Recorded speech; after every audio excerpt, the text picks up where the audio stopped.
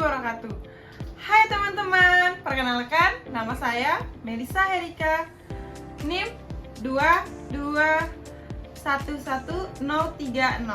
kelas 7A reguler malam, jurusan administrasi publik. Tujuan saya di sini membuat video ini untuk menyelesaikan tugas mandiri saya di mata kuliah Kapita Selekta, dan dosen yang mengajar bernama Ibu Rahmawati SH MSI. Di sini saya ingin menyampaikan materi mengenai konsep administrasi negara.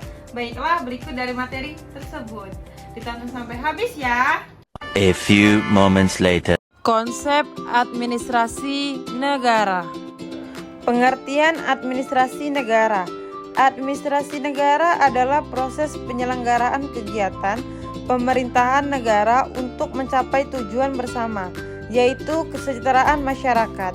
Secara sederhana, administrasi negara mencakup cara pemerintah merencanakan, mengatur, mengarahkan, mengordinasikan, dan mengawasi seluruh kegiatan pemerintahan agar kebijakan publik bisa berjalan dengan baik.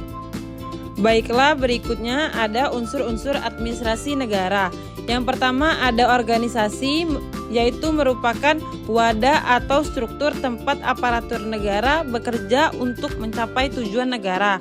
Contohnya, kementerian, lembaga pemerintahan, dan dinas daerah.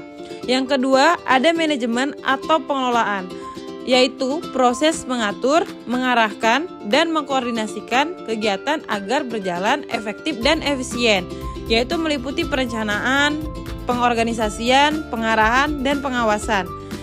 Yang ketiga, aparatur negara atau pegawai yang melaksanakan tugas-tugas pemerintahan, contohnya ASN, pejabat publik, dan tenaga administrasi.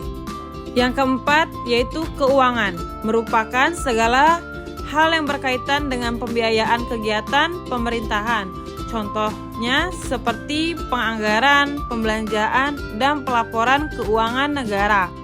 Yang kelima, perlengkapan atau material, yaitu merupakan sarana dan prasarana yang digunakan untuk mendukung kegiatan pemerintahan, contoh gedung kantor, kendaraan dinas, dan peralatan teknologi. Yang keenam, tata laksana atau prosedur, yaitu merupakan cara atau sistem kerja yang digunakan dalam penyelenggaraan administrasi, contohnya seperti SOP pelayanan publik, sistem pelaporan, dan mekanisme kerja. Dan yang terakhir ada hubungan masyarakat atau public relation, yaitu interaksi antara pemerintah dan masyarakat untuk mewujudkan pelayanan yang baik dan transparan, contohnya pelayanan publik, keterbukaan informasi, dan komunikasi pemerintahan. Berikut mengenai perbedaan administrasi negara dan administrasi publik. Administrasi negara adalah proses penyelenggaraan kegiatan pemerintahan untuk mencapai tujuan negara dan melayani kepentingan masyarakat. Fokusnya mengenai pada pemerintahan dan aparatur negara, bagaimana lembaga negara, eksekutif, legislatif, yudikatif menjalankan tugasnya. Yang kedua, berikut ada administrasi publik. Administrasi publik adalah studi dan praktik tentang bagaimana kebijakan publik dibuat dan dijalankan untuk kepentingan masyarakat. Fokusnya lebih luas, tidak hanya pemerintah, tapi juga organisasi publik lain seperti BUMN, LSM, dan lembaga pelayanan masyarakat yang lainnya. Berikut mengenai tujuan dan fungsi dari administrasi negara.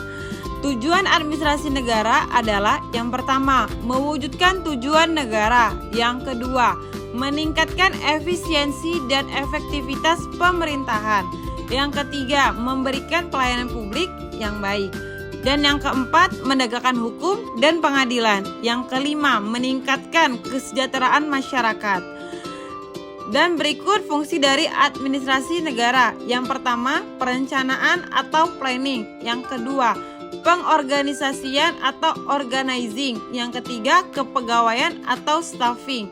Yang keempat, pengarahan atau directing. Yang kelima, pengawasan atau controlling. Yang terakhir ada ruang lingkup dari administrasi negara, yaitu Yang pertama, penyelenggaraan pemerintahan, yaitu meliputi seluruh kegiatan pemerintah dalam menjalankan fungsi-fungsi negara baik di tingkat pusat maupun daerah. Contohnya, pelaksanaan kebijakan publik, pelayanan masyarakat, dan pembangunan nasional. Yang kedua, ada organisasi pemerintahan, yaitu mengatur struktur dan sistem kerja lembaga-lembaga pemerintahan agar terkoordinasi dengan baik. Contohnya, kementerian, lembaga non-kementerian, dan dinas daerah. Yang ketiga, manajemen kepegawaian negara, yaitu mengatur aparatur negara, ASN, termasuk pengangkatan, pembinaan, dan peningkatan profesionalisme pegawai. Yang keempat, keuangan negara, yaitu mencakup pengelolaan pendapatan, belanja, dan pertanggungjawaban keuangan negara.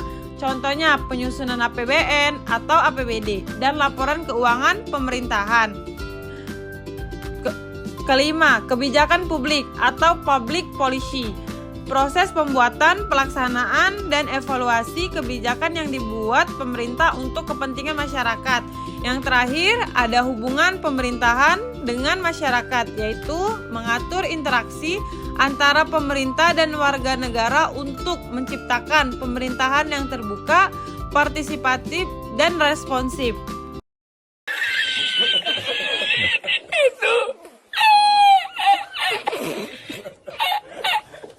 Baiklah, itulah materi yang bisa saya sampaikan mengenai konsep dari administrasi negara.